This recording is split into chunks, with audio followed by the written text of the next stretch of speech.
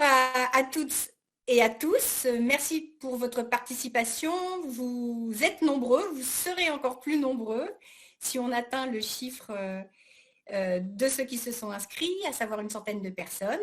Et merci à Christelle Leblanc, Monica Sol et Agnès Bacchiani d'intervenir dans le cadre de cet atelier.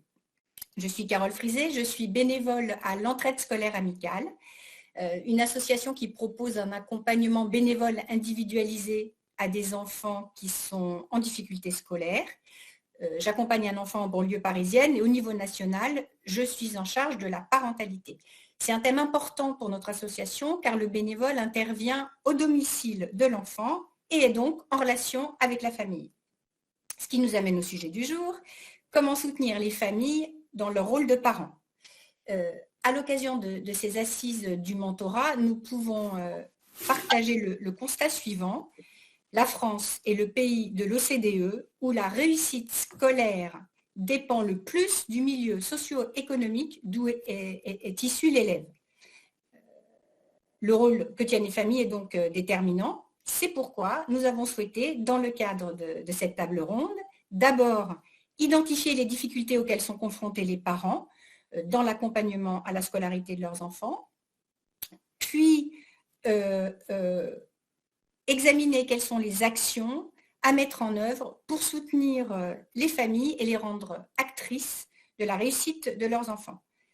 Alors, pendant ces 45 minutes passées ensemble, Christelle Leblanc, qui est chargée de mission nationale à l'Agence nationale de lutte contre l'illettrisme, l'ANLCI, puis Monique Cassol, conseillère en politique familiale et sociale à la Caisse nationale des allocations familiales, la CNAF, et enfin Agnès Bacchiani, directrice générale de la Fédération générale des pupilles de l'enseignement public, les PEP, s'exprimeront à ce sujet en nous faisant part de leur analyse et des actions qu'elles mènent sur le terrain.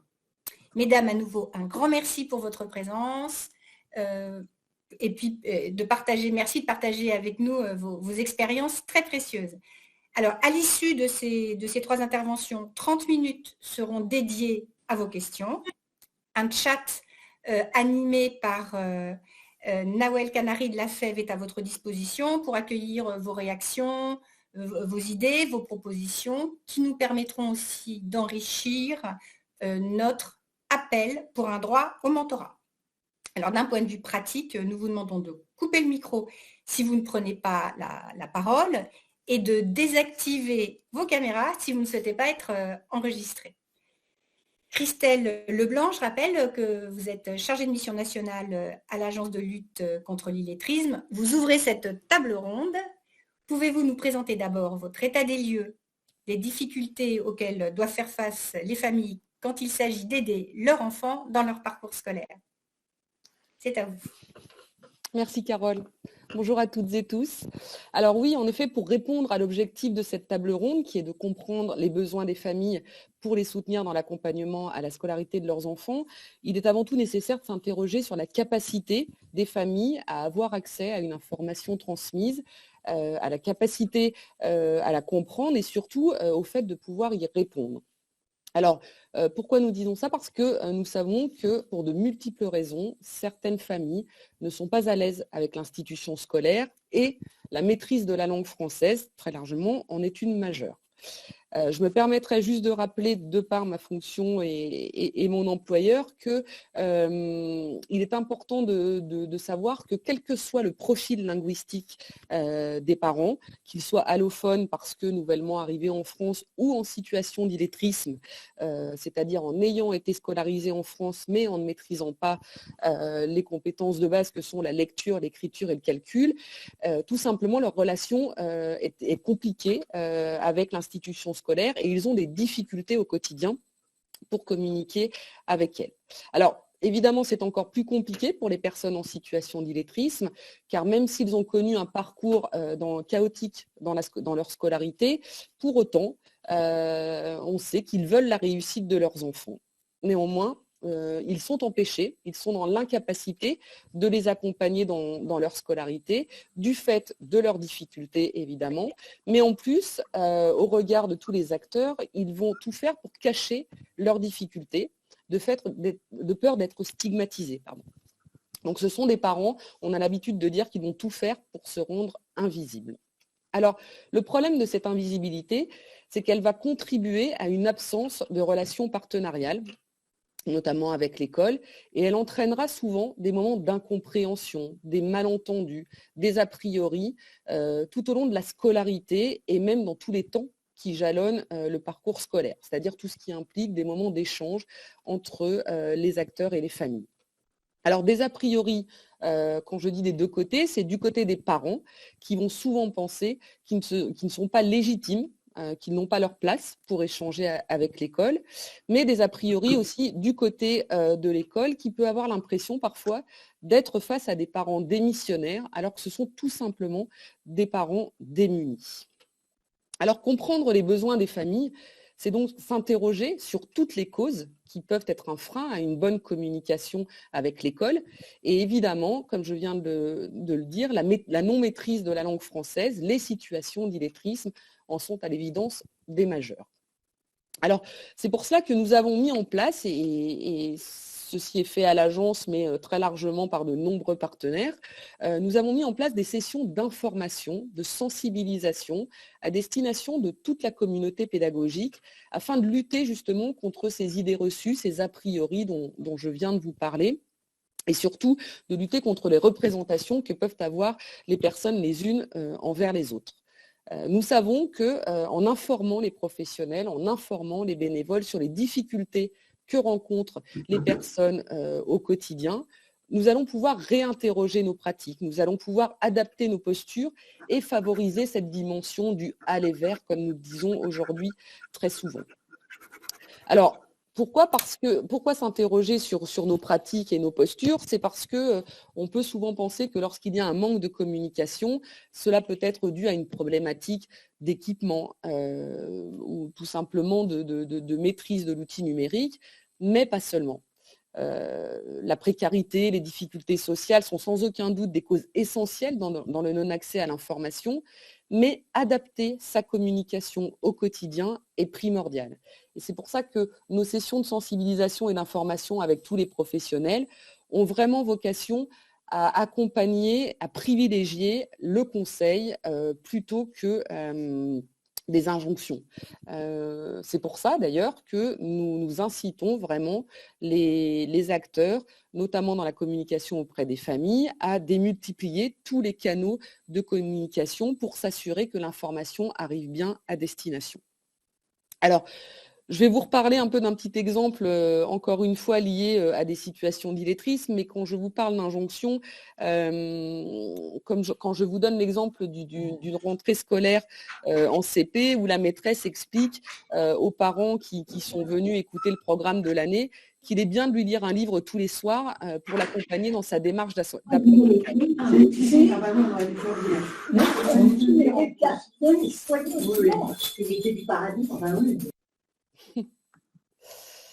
Alors, quand on dit ça, dans une classe, comment ce message peut-il être reçu par des personnes en incapacité de le faire? Des personnes aujourd'hui sont incapables de lire tous les soirs un livre à leur enfant. Alors, ces personnes, elles vont penser une fois de plus qu'elles sont incompétentes, on leur rappelle leur incompétence, et de ce fait, elles se retrouvent confrontées, on va dire, à une double peine, parce qu'elles ont le sentiment que de ne pas pouvoir lire un livre à son enfant, c'est condamner leur enfant à l'échec et du coup, peut-être être à l'origine d'une reproduction d'un échec scolaire. Alors, pourtant, quand on dit ça, bien évidemment, il n'y a aucune volonté de mal faire. C'est seulement peut-être la façon de le dire qui peut être mal comprise par les personnes concernées. C'est donc tout l'intérêt de ces sessions de sensibilisation que nous organisons régulièrement afin de faire autrement, on va dire, avec les familles les plus éloignées de l'écrit.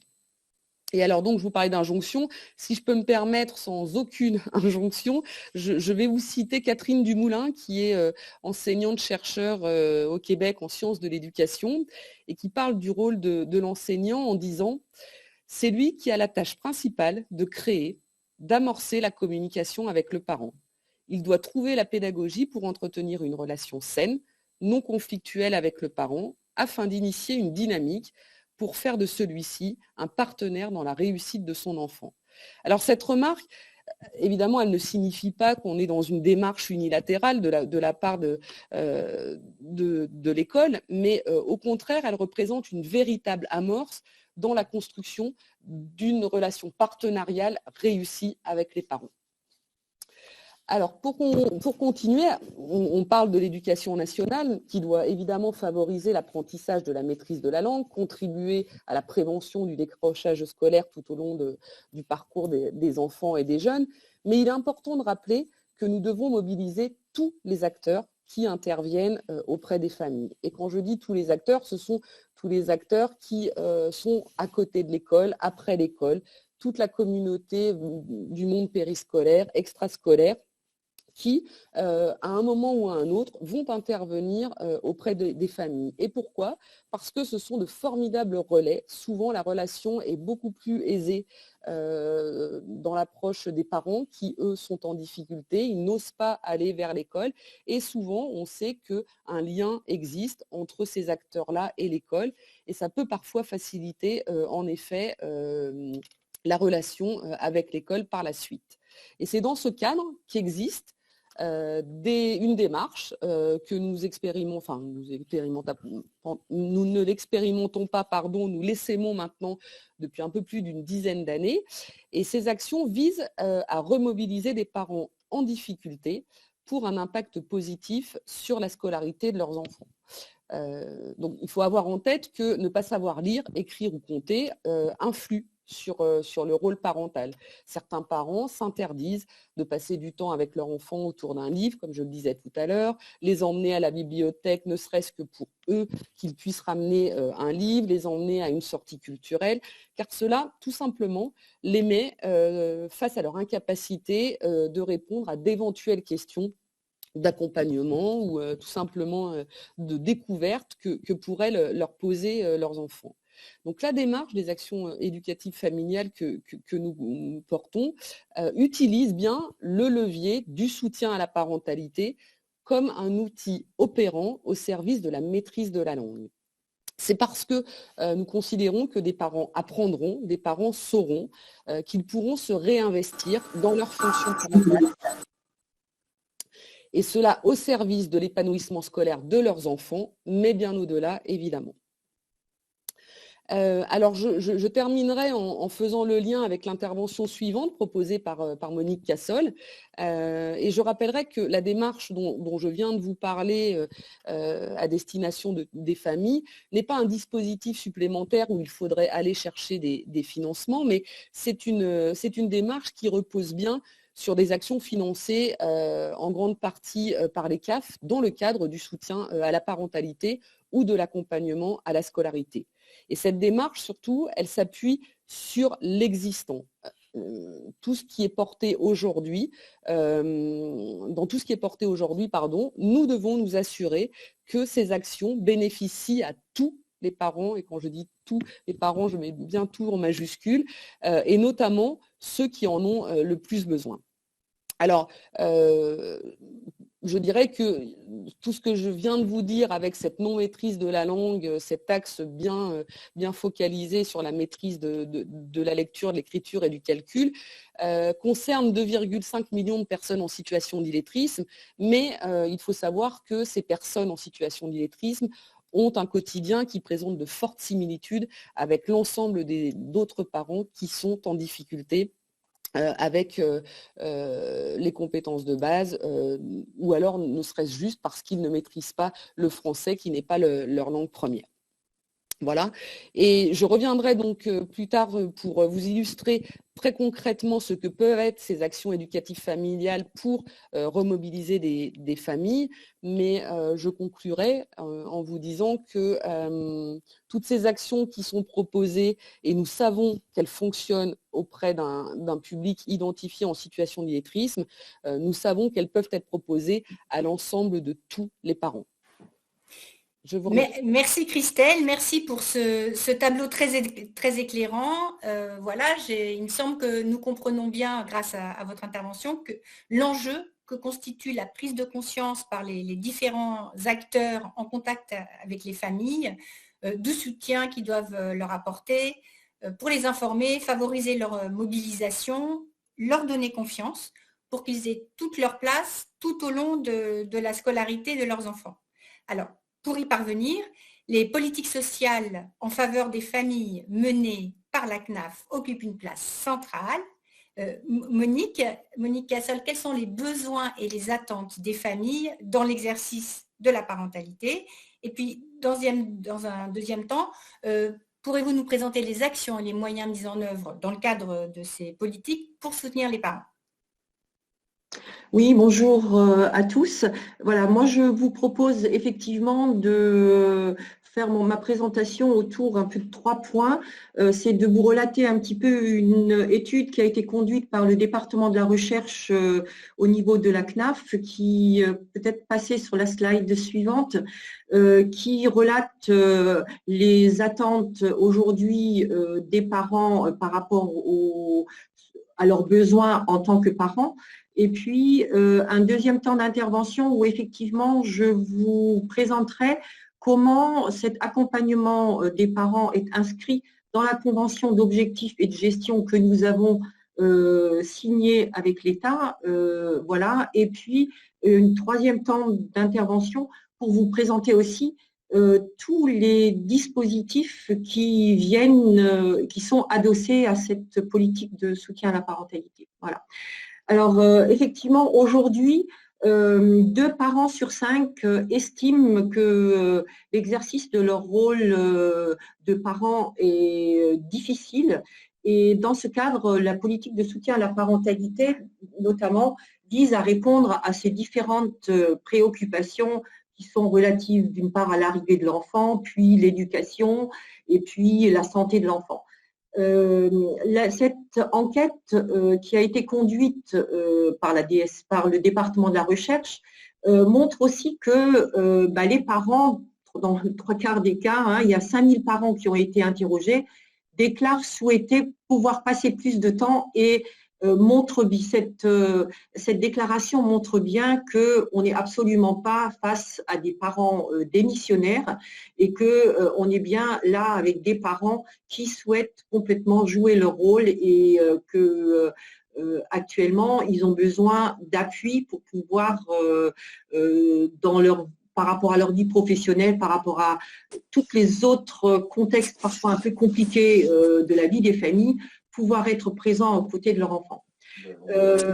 Dans cette enquête, on a également posé la question qui sont les premiers soutiens. Et on a été effectivement un peu surpris par la réponse. On voit bien que le premier soutien et les premières personnes sollicitées par les parents sont dans un premier temps leurs propres parents et leur entourage proche. Et ce qu'on voit également, et là on peut peut-être parfois se poser des questions, les professionnels de l'enfance, de la jeunesse et du social sont pas forcément les professionnels vers qui on va le plus facilement pour aller avoir des réponses et chercher des réponses. Et puis, un autre point qui me semblait important aussi à souligner, on leur a demandé où, pour eux, il était le plus pertinent de conduire ces actions. Alors, la première réponse, dans les écoles, collèges et lycées, dans les locaux de la mairie, dans des centres de loisirs, centres sociaux et CAF. Les 3 premières réponses quand on y allait explorer d'une manière un peu plus précise pourquoi ces réponses, on se situe bien dans des lieux de passage où les parents ont pratiquement au quotidien se déplacent pour emmener leur enfant à l'école, pour éventuellement faire des démarches pour inscrire leur enfant à la cantine. Donc, ils recherchent des réponses et des actions conduites dans des lieux qui leur sont familiers et où ils ont l'habitude de se déplacer. Voilà. Peut-être passer sur les slides suivantes. Par rapport également les difficultés des familles dans leur rôle de parents. Donc, on leur a posé plusieurs questions sur aujourd'hui quelles sont les difficultés que vous rencontrez dans l'éducation de votre enfant. Et vous pouvez voir que la scolarité des enfants et la réussite, l'orientation des enfants est le premier item qui ressort et c'est vraiment une préoccupation majeure des parents et sur laquelle ils ont effectivement besoin d'être appuyés, soutenus. Après, on arrive plutôt sur la santé de l'enfant, les nouvelles technologies et tout ce qui est, peut-être que si on arrivait après ce qu'on vient de vivre là au niveau de ces 2 années de pandémie, peut-être que la préoccupation autour de tout ce qui est Internet, numérique, deviendrait peut-être une préoccupation des parents parce qu'on voit quand même émerger aujourd'hui et on entend que sur cette période, il y a eu également le temps de connexion des enfants a largement augmenté et peut-être que cette préoccupation serait peut-être remontée au niveau des préoccupations des parents. Et puis, effectivement, les autres préoccupations, c'est la relation avec leurs enfants qui est importante, les violences, également le comportement des enfants par rapport à tout ce qui est citoyenneté, respect, politesse. Et puis, après, arrivent les conduites à risque. Voilà un petit peu. Donc, on est bien à montrer que les parents sont particulièrement préoccupés de l'avenir de leur enfant et notamment de cette scolarité où, effectivement, un enfant rentre à l'école à 3 ans et il est quand même… cette préoccupation est quotidienne pour les parents. La slide suivante montre encore que les attentes ciblées par rapport aux parents, ils sont très pragmatiques. Hein. Ils cherchent effectivement à trouver rapidement des solutions à leurs difficultés rencontrées, de partager des expériences avec d'autres parents, obtenir là aussi des informations générales, hein, c'est comment je peux trouver rapidement une réponse à mon besoin, acquérir des savoirs et puis on est après sur reprendre confiance dans son savoir de parent, tout parent a un savoir, comment il reprend confiance, on lit tellement de choses et si je ne fais pas comme ça, est-ce que je fais bien? Donc, reprendre confiance en soi et puis, en dernier lieu, le rompre l'isolement, on voit quand même que, en tout cas sur les 5000 par an, ce n'est pas leur première préoccupation, ils ne semblent pas si isolés ou se sentir si isolés que ça. Voilà un petit peu, rapidement brosser le retour de cette recherche qui est beaucoup plus complète que ça, mais il me semblait important de pouvoir vous présenter un petit peu les préoccupations de ces parents et leurs attentes. Voilà, c'est pour le constat. Maintenant, on va peut-être examiner ensemble justement les solutions que vous proposez, toutes les actions que vous avez mises en œuvre. Voilà, tout à fait. Alors, je vous ai dit qu'effectivement, la branche famille exerce son action d'accompagnement des parents dans le cadre d'une convention d'objectifs et de gestion. Et cette montrer aussi dans la slide suivante qu'effectivement, le soutien à la parentalité s'inscrit dans une complémentarité d'intervention avec d'autres partenaires. On est bien dans une politique de soutien à la parentalité qui a une adhérence avec la politique d'éducation, qui a une adhérence avec la politique de l'emploi, avec tout ce qui concerne la conciliation vie familiale et professionnelle. Il y a également tout ce qui est la prévention et la promotion de la santé.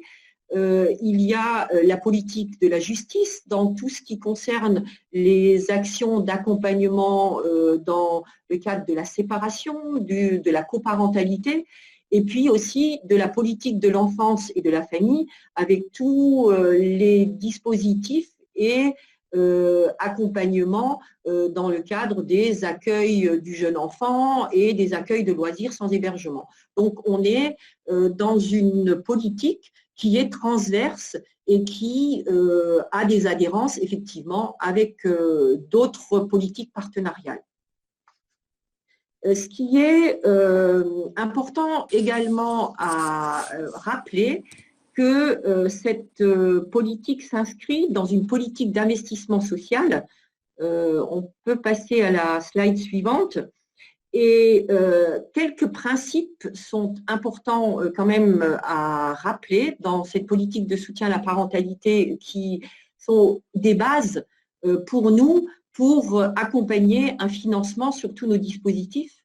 C'est effectivement de penser que le parent est le premier éducateur de son enfant, l'universalisme et l'ouverture à la diversité, donc que toutes les familles, quelle que soit leur configuration familiale et culturelle, sont concernées par cette politique de soutien à la parentalité.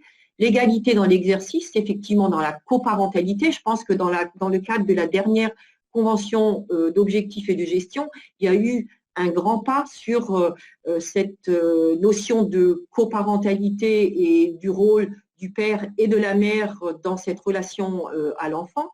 La démarche participative aussi basée sur le volontariat, hein, on n'est pas sur une politique parentalité descendante où on est sur les programmes de formation, mais on est sur le volontariat et l'adhésion des familles. Le non-interventionnisme, et puis on n'est pas sur une visée thérapeutique.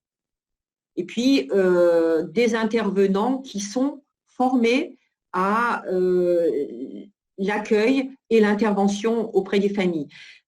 Simplement pour rappeler que ces principes-là sont également rappelés dans la charte du soutien à la parentalité, une charte du soutien à la parentalité qui est actuellement encore et qui devrait paraître très prochainement, qui est encore actuellement en concertation auprès des acteurs sur le territoire.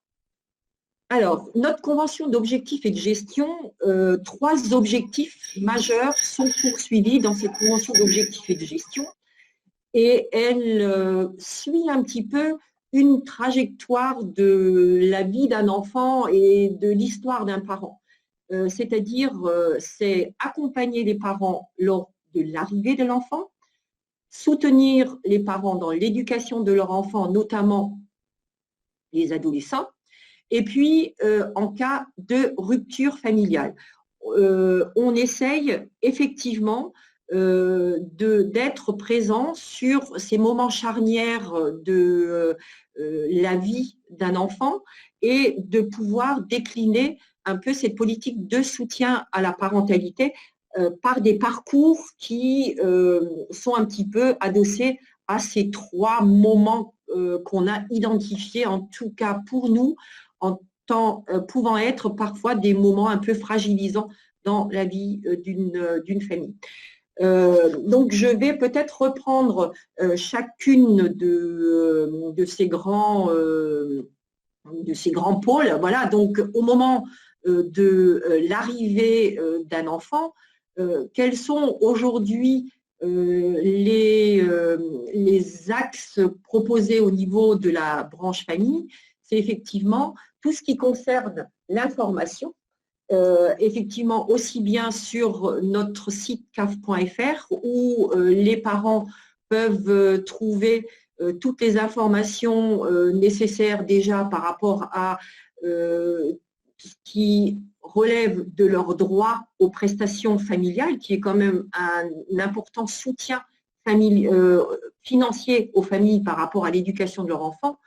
Le site monenfant.fr, où on est aujourd'hui sur un site effectivement qui aborde toute la question de la garde des enfants, mais qui est également un site qui accompagne les parents par rapport à de l'information et tout ce qui est séances collectives d'information qui peuvent être portées par les acteurs du territoire. Il y a tout un accompagnement financier par rapport à la prestation d'accueil d'une jeune enfant.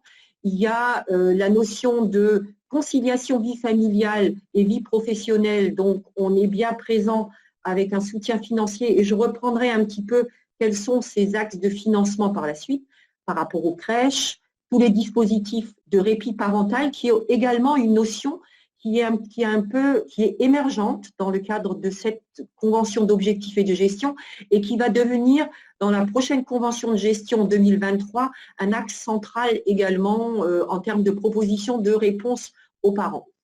Après, on est également dans cette arrivée de l'enfant, sur comment accompagner le parent dans tout ce qui est lien parent-enfant, avec les lieux d'accueil enfants-parents, les ludothèques, pour qu'on accompagne les parents dans ce lien avec leur enfant. Tout ce qui est échange entre pairs et avec les professionnels, ce sont beaucoup les actions qui peuvent être conduites dans le cadre des réseaux d'écoute d'appui aux parents, les REAP, et puis tout ce qui est accompagnement des familles fragilisées. Alors, le travail social qui est conduit au sein des CAF, sur tout ce qui est accompagnement sur nos dispositifs branche famille, et puis également l'aide à domicile qui est également un soutien important par rapport à l'arrivée de l'enfant. Quand on se trouve après sur le soutien des parents à l'éducation de leurs enfants, on est sur tous les accompagnements financiers avec les allocations familiales, l'allocation de rentrée scolaire et l'accompagnement à la scolarité. À la fin de ce slide, je m'arrêterai un petit peu sur l'accompagnement à la scolarité. Les conciliations vie familiale et vie professionnelle pour ces enfants avec les accueils de loisirs sans hébergement, tout l'accompagnement des familles par rapport au départ en colonie de vacances et également les vacances en famille, les liens parents-enfants avec le financement des ludothèques, la médiation familiale parents-ados, j'ai déjà reparlé des départs en vacances familiales, et puis les échanges entre pairs, là également, avec les enfants qui sont un peu plus grands. Je vais peut-être m'arrêter un petit peu sur l'accompagnement à la scolarité. Le dispositif, effectivement, du CLAS est un dispositif qui est aujourd'hui un dispositif soutenu par la branche famille au titre du soutien à la parentalité. Si aujourd'hui la branche famille est encore dans ce dispositif, c'est parce que l'axe parentalité est l'axe central sur ce dispositif. Et il vise effectivement à accompagner les enfants dans l'épanouissement de l'enfant pour lui permettre d'être dans une meilleure réussite scolaire. Et d'autre part, nous attachons une importance particulière à l'axe parentalité de ce dispositif, notamment, et un petit peu ce qui a pu être dit dans la première intervention, c'est comment permettre aux parents de mieux comprendre les codes de l'école et de pouvoir également faciliter et accompagner cette relation famille-école qui n'est pas toujours si simple parce que parfois des parents n'ont pas une histoire scolaire aussi facile que ça et que cette relation avec l'école n'est pas toujours très simple. Je voudrais juste dire qu'il y a une expérimentation qui a été conduite auprès de 11 CAF pour essayer de redimensionner ce dispositif. Et aujourd'hui, un nouveau référentiel de ce dispositif a été mis à disposition des CAF et des porteurs de projets par rapport à l'accompagnement et au financement de ce dispositif pour bien repréciser les attendus de ce dispositif du CLAS, qui est pour nous effectivement un dispositif collectif d'enfants. Par contre, il n'y a aucun problème d'accompagnement individualisé des familles, mais une dimension collective doit rester un petit peu, doit quand même rester présent parce que pour nous, cette approche de la citoyenneté et du collectif est important. Pour pouvoir, ou l'exigence aujourd'hui qu'on a par rapport, et je m'arrêterai là par rapport à l'accompagnement à la scolarité, 4 axes d'intervention sont essentiels sur ce dispositif. C'est d'une part un axe d'accompagnement des parents. Je vais peut-être donner un exemple d'un axe d'accompagnement des parents par rapport à ce qui peut exister sur un territoire. Et c'est quand un CLAS porte un dispositif ou un projet spécifique d'accompagnement des parents, ce dispositif peut être surfinancé par une bonification. Et je donne un exemple de projet qui nous a été soumis ou qui nous a été remonté, qui existe dans le département de l'Ain, où notamment le dispositif du CLAS propose aux parents de pouvoir 3 fois dans l'année, ils accompagnent les parents dans le cadre d'un groupe de parole spécifique à partir de thématiques que les parents ont fait remonter sur un besoin spécifique ou une difficulté particulière qu'ils rencontrent.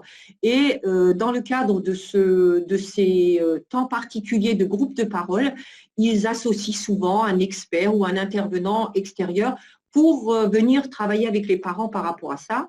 Et dans ce même projet, ils permettent aux parents une fois par semaine, sur un temps très court d'une demi-heure, il donne un temps de parole aux parents pour pouvoir être dans un bon recueil des besoins des parents et de pouvoir travailler cet accompagnement des parents au plus près des besoins des familles. Voilà, c'est des petits exemples comme ça qui peuvent être adossés à un dispositif du CLAS et qui peut, dans ce cas-là, être surfinancé par rapport à ce qui peut être fait sur ce dispositif et au niveau du CLAS.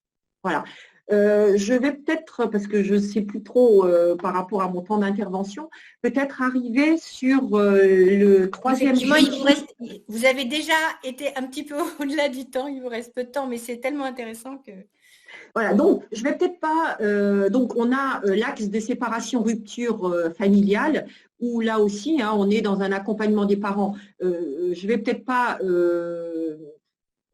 aller plus loin par rapport à cette slide-là, mais en tout cas, on est très présent sur ces temps de rupture familiale pour que effectivement cette parentalité puisse s'exercer même au moment de la séparation des familles. Et peut-être que la dernière slide, simplement pour pouvoir donner un petit peu un aperçu sur, par rapport à qu'est-ce que, sur ces différents parcours, quels sont les dispositifs aujourd'hui associés et financés autour de la petite enfance. Donc, effectivement, il y a les lieux d'accueil enfants-parents. Actuellement, il y a 1733 lieux d'accueil enfants au niveau national, avec un engagement financier de 15,5 millions d'euros. On a effectivement tout un parcours naissance et un engagement dans les 1000 premiers jours et les groupes naissance qui ont lieu sur les territoires. Au niveau de l'enfance et de l'adolescence, il y a effectivement ce dispositif du CLAS avec 4320 porteurs de projets CLAS aujourd'hui, avec une mobilisation financière de 33 millions d'euros. Et puis, sur tout ce qui concerne les ruptures familiales, effectivement, les médiations familiales avec 262 services, les espaces de rencontre qui permettent à un parent de rencontrer son enfant dans un lieu neutre quand ça n'est pas possible au domicile. Et puis, il y a effectivement toutes les actions REAP, des réseaux d'écoute, d'appui aux parents, qui peuvent, elles aussi, développer des actions parentalité avec une thématique relation école et qui peuvent être financées au titre d'une action parentalité. Voilà. Et toute cette politique de financement de la parentalité englobe aujourd'hui à peu près 200 millions d'euros au niveau de la branche famille. Voilà, désolée d'avoir… il y a tellement de choses à plus à dire, mais voilà. Mais merci Monique pour nous avoir présenté l'ensemble de ces dispositifs. C'est impressionnant, ça couvre l'ensemble de la vie d'une famille. Est-ce que vous voulez qu'on prenne des questions, des réponses à des questions qui n'auraient pas été faites? Je m'adresse là à Nawel. Non. Oui, il y avait notamment une… Pardon, je mets ma caméra. Oui, merci. Il y avait une question donc, sur le fait que le lieu souhaité pour les actions d'aide à la parentalité était quand même l'école. Et donc on a Joël Jensen, j'espère que je le prononce bien, qui explique que dans les années 90, le choix avait été plutôt de déplacer les parents vers des structures créées pour l'occasion pour éviter de les faire retourner dans un lieu où ils avaient été en échec. Est-ce que le fait de replacer les actions dans les écoles voudrait dire que l'image de l'école auprès des parents a évolué? Alors, par rapport à ça, dans la présentation de cette enquête qui a été conduite auprès des parents, on n'était pas spécifiquement sur une expression des parents par rapport au dispositif des contrats locaux d'accompagnement à la scolarité. Effectivement, aujourd'hui, on dit souvent qu'il vaudrait mieux que ces actions d'accompagnement à la scolarité se passent en dehors de l'école pour être effectivement dans un terrain plus neutre. Mais quand je regarde un petit peu ce qui peut se faire dans certains cas au niveau de l'école, à partir du moment où ça ne se fait pas forcément dans une salle de classe et que l'enfant est avec d'autres intervenants que l'enseignant et qu'on crée un cadre de confiance, même si ça peut se faire dans le cadre de l'école, même si le classe, en fonction de se réalise dans l'école, ce n'est pas forcément handicapant, voilà, par rapport à ce que l'enfant peut ressentir dans cette situation-là. Mais ma présentation de l'attente des parents, pour montrer qu'ils souhaitent des actions dans l'école, c'était principalement pour donnez-nous des actions ou proposez-nous des actions là où on a l'habitude d'aller et où on est dans des lieux de passage. Et ce n'est pas forcément toujours des actions trop longues, parce que là aussi, on a vu que des parents sont dans des attentes parfois de réponses un peu courtes et que parfois une demi-heure où c'est un peu leur demande là. On voit que les parents sont pressés, mais n'empêche que cherchent des réponses. Et donc, donnez-nous des réponses là où on va et là où on nous mène dans notre vie quotidienne. D'accord. Écoutez, merci beaucoup. Merci. Donc, l'ensemble des dispositifs là, que vous venez de nous présenter, ça vient donc en complément des actions menées par la NLCI et la Fédération Générale des PEP que vous soutenez par ailleurs, et en particulier les actions prioritaires dédiées au combat contre l'illettrisme et l'électronisme. Donc, Christelle, la NLCI impulse et coordonne des projets contre l'illettrisme des familles. Concrètement, qu'est-ce qui est mis en place en faveur des parents pour qu'ils soient en mesure d'accompagner au mieux les enfants dans leurs apprentissages? En quelques minutes. Oui, Je vais aller très vite, mais juste en introduction, reprendre en fait ce qui a été un peu dit par Monique Cassol précédemment, mais c'est vrai que dans le cadre de la Convention d'objectifs et de gestion de la CNAF, il y a notamment 2 points qui nous paraissent prioritaires sur l'action sociale des CAF, c'est faciliter la relation parentale, favoriser le développement de l'enfant et soutenir les jeunes, et puis créer des conditions favorable à l'autonomie, à l'insertion sociale et professionnelle. Et pour nous, ces 2 axes, ils nous semblent prioritaires, plus particulièrement évidemment sur le soutien à la parentalité et l'accès à l'autonomie des personnes, parce que on sait que les personnes en situation d'illettrisme, ou encore une fois ne maîtrisant pas la langue française, vont être en difficulté pour s'insérer dans toutes les dimensions de leur vie. Donc l'idée, c'est reprendre ces actions dont je vous parlais tout à l'heure, qui ont pour but de remobiliser, de mobiliser des personnes, des parents en difficulté. Donc ça passe par un changement de communication, comment on adapte sa communication pour aller chercher des personnes qu'on n'a pas l'habitude de voir dans des dispositifs financés, donc entre autres par la CAF, mais dont on sait qu'elles peuvent en avoir besoin.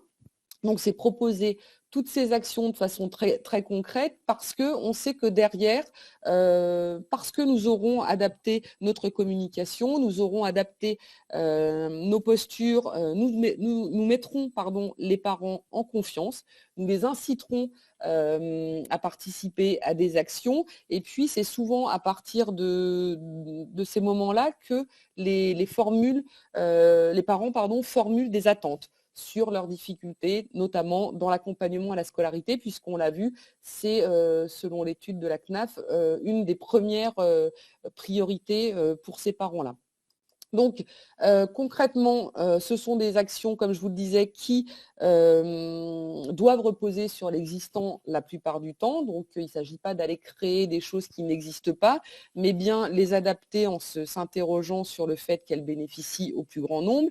Et comme l'a dit Monique Cassol, ce sont des actions qui sont financées en grande partie par les CAF dans le cadre du soutien à la parentalité et de l'accompagnement à la scolarité via les dispositifs précédemment évoqués tels que les REAP, les cafés parents, les contrats locaux d'accompagnement à la scolarité.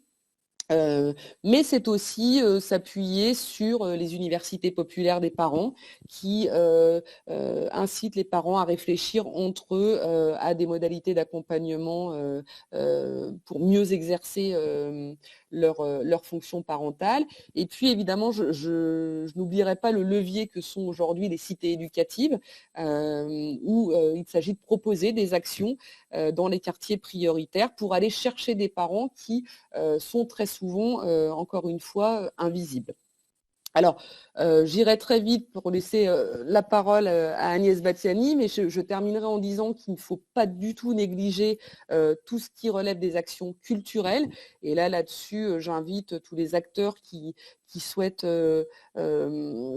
proposer des actions en lien avec l'action culturelle de s'appuyer sur l'appel à projet qui va sortir prochainement, qui est lancé par le ministère de la Culture et qui s'appelle Action culturelle et maîtrise de la langue française. Ce sont des actions qui sont aussi proposées dans le cadre du jeu, où on sait que le jeu est un formidable outil fédérateur pour mobiliser des familles avec leurs enfants, souvent d'ailleurs quand elles n'ont pas l'habitude de le faire à la maison. C'est utilisé aussi, par exemple, dans le cadre d'un programme de réussite éducative, réfléchir ensemble, au fait de créer un séjour vacances avec des parents, puisque ça, certains, il faut savoir, se l'interdisent aussi, puisqu'ils ne se sentent pas à l'aise pour organiser des séjours de vacances. Donc vous le voyez, la diversité des actions montre qu'il est possible à tous les parents de trouver quelque chose qui puisse correspondre à leurs besoins. Et je terminerai juste par le numérique inclusif, puisque bien évidemment Agnès Batiani va en parler, mais nous savons qu'aujourd'hui 13 millions de personnes sont en difficulté avec l'utilisation des outils numériques et nous savons que c'est un formidable levier d'apprentissage, de réapprentissage, en tout cas de mobilisation pour travailler avec les parents. Merci Christelle. Alors justement, Agnès Batiani, vous êtes directrice générale de la Fédération générale des PEP. C'est un réseau de 123 associations de proximité qui agissent pour une société solidaire et inclusive.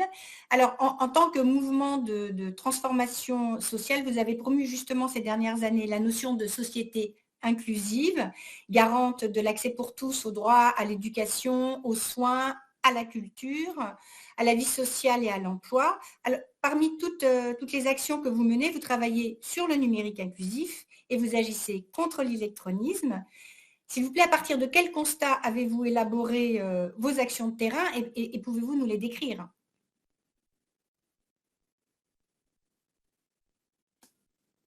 Ah, vous avez un petit problème de micro? Le micro est coupé. Voilà. Est-ce que vous pouvez remettre votre micro? Voilà, excusez-moi. Ah, ça y est, excusez-moi, votre micro était coupé. C'est moi qui intervient sur l'électronisme. Alors, excusez-moi, on a raté le début parce que, effectivement... Non, je plaisantais sur le micro, parce que je n'étais pas aperçue. Et donc, je disais, et en plus, c'est moi qui interviens sur l'électronisme. Mais voilà, comme ça, c'est du... À peu près l'ensemble de mon réseau, je vois quelques têtes qui, d'ailleurs, rient bien déjà au travers des personnes qui participent. Mais bon, on en est tous à ce niveau-là, bien évidemment. Donc, merci, Carole. Je disais simplement merci, Carole, pour cette introduction hein, qui positionne effectivement notre fédération et je pense qu'il donne aussi un sens à l'intervention que je vais faire pour un peu lancer les échanges avec les collègues qui sont de l'autre côté de l'écran. La Fédération générale des PEP, donc, qui est membre du collectif Mentorat, a décidé de développer les actions de mentorat. Pourquoi? Parce que pour nous, c'est une pratique essentielle qui va pouvoir être complémentaire des actions que nous menons. Pourquoi? Parce qu'on a identifié des besoins. Alors les besoins tels qu'on les a identifiés au travers des questions, notamment autour des questions de la parentalité, c'est principalement venu à partir de nos réflexions sur les questions d'éducation au sens très général du terme, tout domaine confondu, tout type de public confondu. Il n'y a pas un public particulier. Bien sûr, ceux qui en ont le plus besoin, ceux qui souffrent contre des inégalités, ceux qui sont en situation d'exclusion, c'est la priorité, bien évidemment, puisqu'on s'insère dans ce type de politique publique. Mais c'est aussi le handicap, parce que ça, c'est un autre type d'inégalité, c'est un autre type d'exclusion, mais aussi pour des enfants qui sont séparés de leurs parents, hein, par rapport à l'aide sociale à l'enfance, par exemple, enfin, tous ces types de publics. Et donc, notre fédération qui est centenaire, donc c'est une vieille dame, là pour le coup, au fur et à mesure de son expérience, a identifié des problématiques et s'est engagée sur tous les domaines en fait de l'action familiale et de l'action sociale et de l'action éducative. Donc on est un peu ce que disait tout à l'heure Nicolas Viennot dans l'introduction, on est parmi ces associations généralistes qui viennent un peu participer au collectif Mentorat, parce qu'elles font du mentorat, mais surtout elles portent, y compris de manière professionnelle, des actions dans toutes les politiques publiques décrites par Monique ou par Christelle, qui est, les deux sont des partenaires extrêmement essentiels. Hein, pour la CNAF, la Fédération a une convention pluriannuelle d'objectifs avec la CNAF sur ces axes de travail décrits tout à l'heure, que ce soit la parentalité, que ce soit l'accès aux droits des parents, que ce soit l'accompagnement des enfants, y compris les vacances, sont aussi un secteur qui est pour nous important. Et puis avec l'Agence nationale de lutte contre l'illettrisme, pour exemple, effectivement, on a développé des actions. Parce que nos rencontres ont été faites à partir d'une analyse de terrain, c'est-à-dire on s'est aperçu que travailler sur les questions d'éducation, c'est d'abord travailler non seulement avec l'enfant, pour qu'il s'émancipe, mais pour réussir cela, il faut impérativement le prendre dans toute sa globalité. Il n'y a pas d'intervention éducative qui soit centrée sur une personne et soit simplement dans une relation interpersonnelle. L'éducation, elle se fait tout au long de la vie, elle se fait à partir d'un système d'acteurs qui interagissent avec l'enfant. Les enfants en très grande difficulté, souvent, sont des enfants qui, justement, n'arrivent plus à interagir ou ne savent pas comment interagir avec l'ensemble du système qui est là pour le porter, pour l'aider. Et je trouve que les actions que nous avons à mener, et je reviendrai sur les questions d'électronisme, eh ben c'est ça, c'est un constat, c'est à un moment donné, il va falloir trouver les modalités pour que l'enfant, dans son environnement, avec son environnement, puis que lui-même puisse intégrer toutes ces connaissances, tous ces savoirs, pour lui-même, tout seul, pouvoir gérer sa relation à cet environnement. Apprendre à apprendre, c'est aussi ça, on le dit souvent au niveau de notre fédération. Et parmi cet environnement, bien sûr, il y a l'école, bien sûr, il y a les familles, et bien sûr, il y a les copains. Bien sûr, il y a plein d'autres acteurs qu'il faut prendre en considération. Il y a les animateurs du centre social. Il n'y a pas d'être social sans qu'il soit inscrit dans un environnement qu'il faut, encore une fois, je redis, prendre en compte. Et donc, à force d'avoir fait sur les questions d'éducation, travailler sur la parentalité avec des groupes de parents, il nous est apparu un besoin assez important d'un certain nombre d'entre eux, notamment ceux que nous accompagnons dans des actions d'illettrisme, parce que la Fédération Générale des PEP porte plusieurs dispositifs d'illettrisme, y compris des centres de ressources illettrisme au niveau de différents départements. Et à partir de ce constat-là, plus le constat du côté de l'école de l'importance de la question scolaire, et de la nécessité d'apporter, je dirais, aux enfants cette capacité à s'inscrire dans une démarche de réussite, tout simplement, parce que certains n'y croient plus.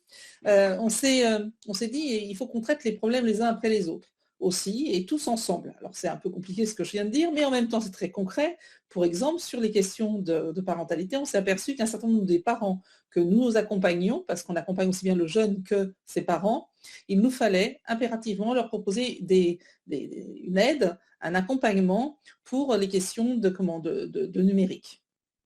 D'autant plus qu'à l'école, plus ça va, plus les supports numériques pour suivre la scolarité, si vous ne savez pas vous connecter au support et savoir interagir, vous interagissez moins avec les enseignants. Alors déjà, c'était compliqué avant, parce qu'il y a vous l'avez évoqué très justement tout à l'heure dans les propos, il y a la question de la relation à l'école. Souvent, et ça c'est statistique malheureusement, mais les enfants en situation de difficulté scolaire en particulier sont socialement issus de familles qui elles-mêmes ont eu des difficultés scolaires, donc il y a une reproduction qui se fait jour, et même des situations de souffrance, c'est Christelle qui le disait tout à l'heure, des situations de souffrance scolaire que les parents rejouent au moment de la scolarité de leur enfant.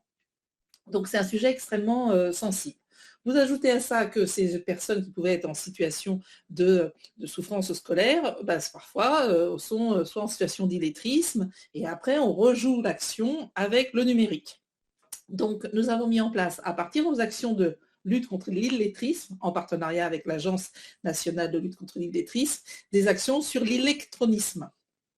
C'est des exercices qu'il faut faire d'articulation pour que ça puisse passer. Je m'excuse.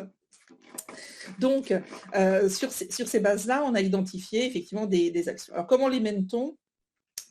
Comme je dirais, toute action sur les questions de parentalité, pardon, excusez-moi, sur toutes les questions de parentalité, je pense que la première chose à se dire, c'est que le parent, quelle que soit sa difficulté, n'a pas que des difficultés. Il a surtout des compétences, des capacités qu'il faut absolument mettre en exergue. Il faut lui redonner sa place dans le rôle d'éducation qu'il a, qui est le premier éducateur de son enfant, lui donner confiance en lui, dans sa capacité à faire, même s'il a une petite difficulté sur le numérique, même s'il a une difficulté sur la lecture, c'est des compétences qu'on peut acquérir. Donc, on l'accompagne sur ces questions d'acquisition, que ce soit l'illettrisme ou l'électronisme. Donc, on a déposé un dossier dans le cadre d'un appel à projet aussi à Saut Tremplin, qui était fait par la NCT, sur les PEP acteurs du numérique, où on a mobilisé nos compétences de notre réseau, donc d'une quarantaine d'associations de notre réseau, pour qu'elles puissent effectivement développer des actions ciblées sur la lutte contre l'électronisme, à partir des actions d'illettrisme, souvent, mais pas que, des fois, aussi en dehors. Ça dépend des publics, ça dépend qui on a en face, ça dépend des besoins de chaque personne. Et je pense que ça aussi, il faut vraiment qu'on ait en tête, lorsqu'on travaille sur les questions de parentalité, par-delà les dispositifs, on s'inscrit dans des dispositifs. Mais ensuite, il y a une individualisation des projets d'accompagnement qui sont nécessaires à mettre en place. Et le mentorat, dans ce cadre-là, est une ressource essentielle, complémentaire des dispositifs présentés, portés souvent par des professionnels. Mais il y a des choses à faire avec vraiment un renforcement avec du relationnel, avec un renforcement du respect qu'on doit aux parents, du respect qui est dû à toute personne. Et ce n'est pas parce qu'on est en difficulté que la question du respect doit être oubliée. Et quand on bâtit une relation sur la question du respect, sur le partage, sur un regard bienveillant. À partir de là, on arrive à travailler, quel que soit le support. L'illettrisme, l'électronisme, ça fonctionne. Donc aujourd'hui, on a 300 personnes malgré les questions difficiles, notamment pour les personnes les plus... Alors on a ciblé sur les parents les plus éloignés de l'école, dans les quartiers prioritaires politiques de la ville ou en zone rurale. Donc ça, c'est aussi assez éloigné. Donc des publics vraiment spécifiques. Beaucoup de femmes, 75% de femmes sont là, moins d'hommes, et pourtant on a réussi à en avoir quelques-uns, voilà, mais ce n'est pas toujours évident. La question de la parentalité, c'est souvent la femme qui culturellement, dans certains milieux, continue à être au moins le porte-parole. Ça ne veut pas dire que le père n'est pas là, ça veut qu'il est démissionnaire, ça je ne le dirai jamais. Ils ont des rôles. Donc dans la cellule familiale, dans la cellule parentale, il y a des rôles qui se jouent.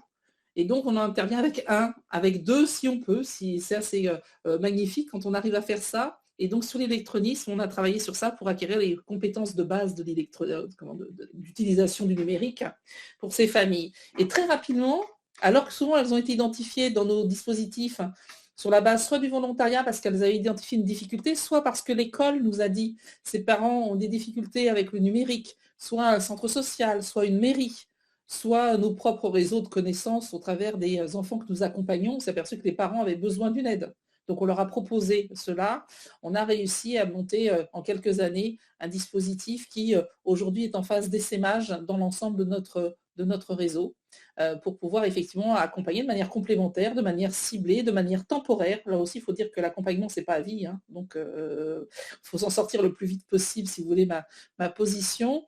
C'est-à-dire que la question, c'est que la personne soit capable seule de gérer, qu'elle n'ait pas besoin du mentor, qu'elle n'ait pas besoin du professionnel, qu'elle n'ait pas besoin de recourir à ces dispositifs qui sont des tremplins, effectivement. On dit assaut tremplin, moi je dis un tremplin pour l'avenir qui leur est proposé. Donc l'électronisme, c'est un exemple. Je pense que c'est important de partager avec les mentors qui sont peut-être connectés ou les associations qui font du mentorat que il faut concevoir l'inscription du mentorat dans une démarche complémentaire avec les structures qui existent déjà. Christophe Paris l'a dit aussi tout à l'heure en introduction de notre après-midi. Je pense que c'est important qu'un mentor seul ne peut pas toujours agir. Il va apporter beaucoup, mais il faut qu'il sache qu'il y a un environnement qui va peser sur l'enfant. Et si on vise ensemble la réussite de l'enfant, on ne peut pas faire comme si le reste n'existait pas. Ça pourrait être même contre-productif, voire dangereux. Je parlerai de la relation aux parents avec l'école. Et sur le numérique, c'est exactement la même chose qu'on a pu identifier dans le dispositif mis en place en partenariat avec l'agence. Si on commence à se dire que aux parents, vous avez besoin de nous tout le temps, ils finissent par ne pas savoir qu'ils peuvent utiliser eux-mêmes leur propre dynamique. Donc il est très urgent d'intégrer dès le démarrage de la relation qu'on donne du temps, on donne des compétences, on donne du savoir, mais en même temps, le relais, on le passe. Et c'est pour ça que dans notre approche du mentorat au niveau des PEP, pour nous, l'idéal, c'est que les mentors d'aujourd'hui ou les accompagnateurs d'aujourd'hui, les accompagnateurs, on n'en a plus besoin, que les mentors d'aujourd'hui passent le relais aux mentors de demain qui sont les mentorés. Notre idéal, c'est une relation partagée. Je pense que là, on a quelque chose à construire, à bâtir, que ce soit sur toutes les dimensions. Et encore une fois, on prend un support, un problème particulier, mais on a tout à faire pour réconcilier les personnes avec leur capacité à prendre leur place dans la société.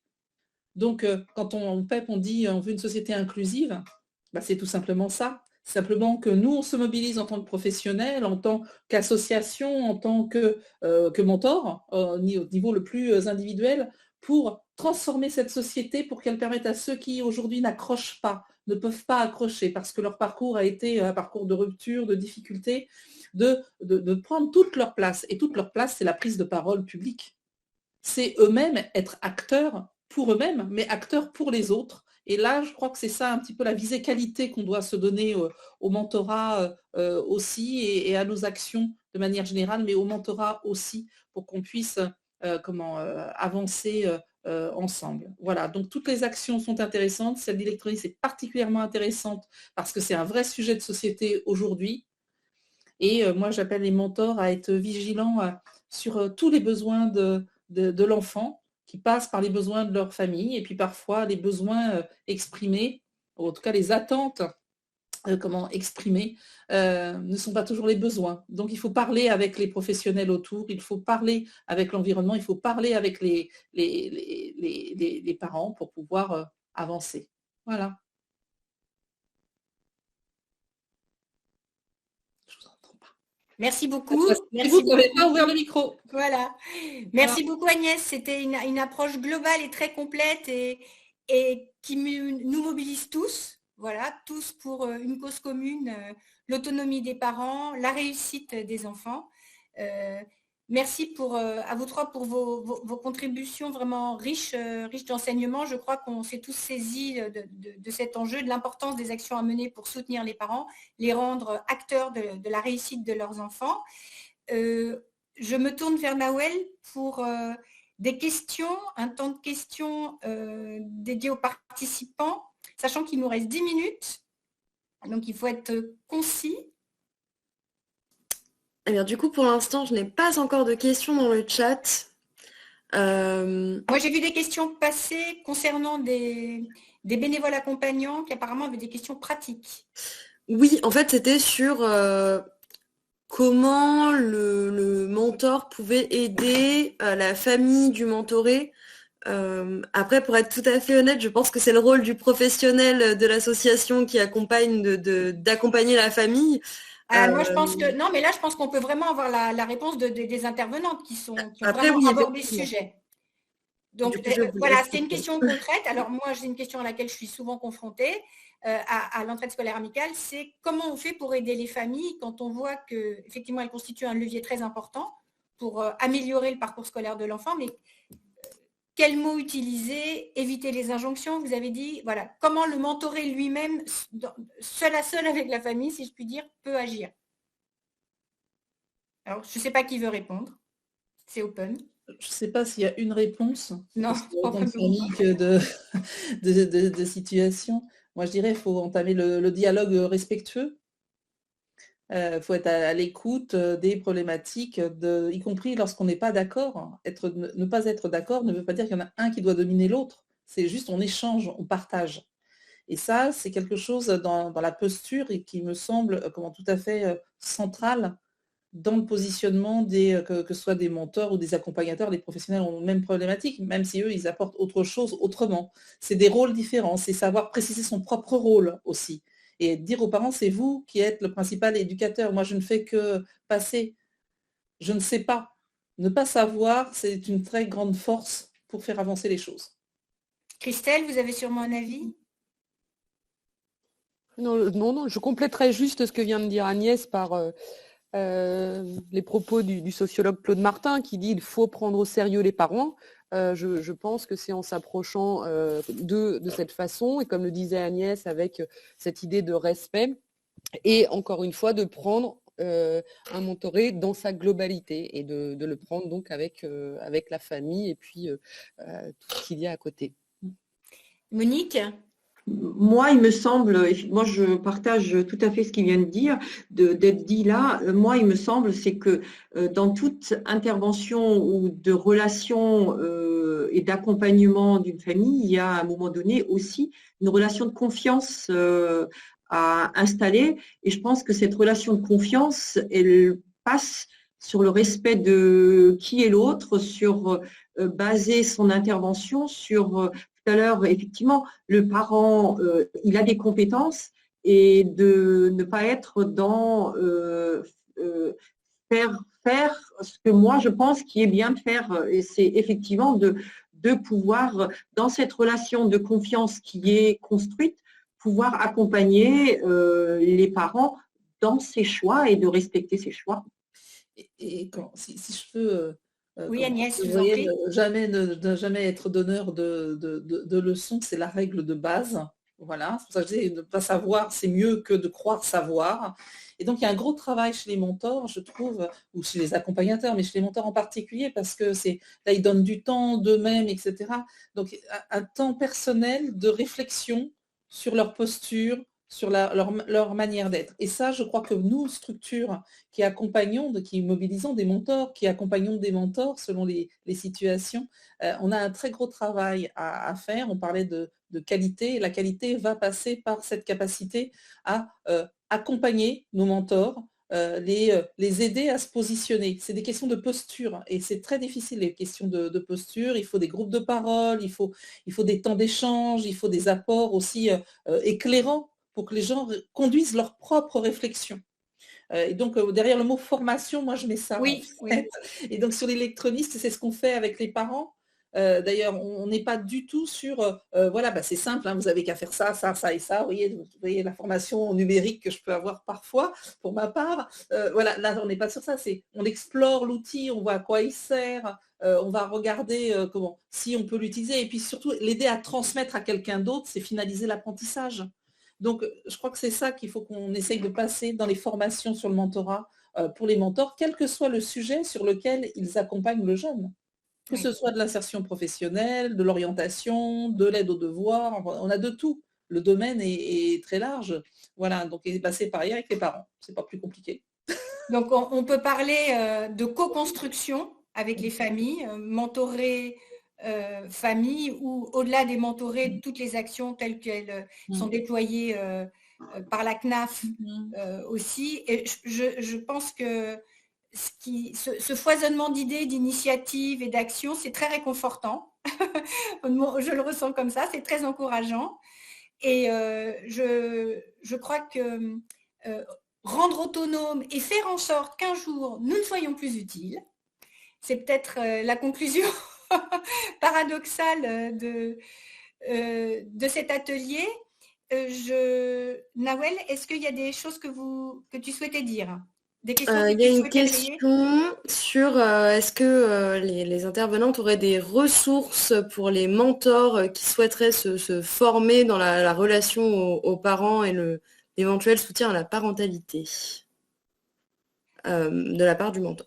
Alors, qu'on peut peut-être faire, parce qu'on risque de manquer de temps, c'est peut-être que, comme tous les comptes rendus, je profite de cette occasion pour vous dire que tous les comptes rendus vous seront envoyés par mail à tous les participants. Ce que je propose à cette occasion, c'est qu'on ajoute effectivement, si vous voulez bien, mesdames, des sites, des documents que vous pourriez juger utiles et qui seraient donnés à tous les participants.